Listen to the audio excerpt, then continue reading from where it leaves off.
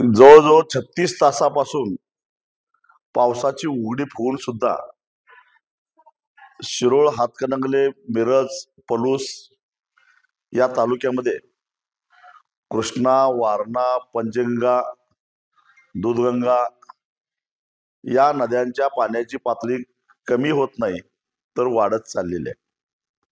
आणि याचं मुख्य कारण पाण्याच्या प्रवाहाला निर्माण झालेले अडथळे आणि त्यामुळेच पाऊस थांबून सुद्धा पूर ओसरत नाही हे खरं कारण आहे. मी हे यासाठी सांगतोय कारण शक्तीपीठ महामार्ग झाला तर बुधगाव ते दानोळी हा रस्ता होत असताना जवळपास 15 किलोमीटरचा 50 फूट उंचीचा भराव पडणार आहे कृष्णा आणि वारणा नदीच्या पात्रामध्ये. माणगाव ते पट्टणकडोली हा पूल होत असताना जवळजवळ 8 किलोमीटरचा भराव पंचगंगेच्या पात्रामध्ये पडणार आहे.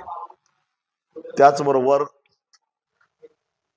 नरसिंहवाडीला जोडणाऱ्या जे काही पोट रस्ता आहे, पोट शाखा आहे, त्याला 7 किलोमीटरचा भराव पडणार आहे. कात्यायनी मंदिर ते ज्योतिबा हा रस्ता तयार करत असताना जवळजवळ 7-8 किलोमीटरचा भराव पडणार आहे. आणि हे भराव हे महापुरास कारणीभूत ठरणार आहेत आणि म्हणून शक्तीपीठ महामार्गाला आम्ही विरोध करतोय. आज जे शक्तीपीठ महामार्गाचं समर्थन करतायत काही स्वतःच्या स्वार्थासाठी, काही आर्थिक आमिषापोटी, त्यांनी येऊन बघावं सध्या पूरस्थिती काय आहे.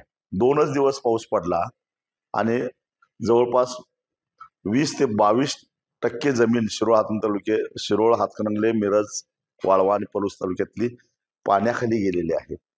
अजून किती शेतकऱ्यांचं वाटोळं करणार आहात हा खरा प्रश्न आहे.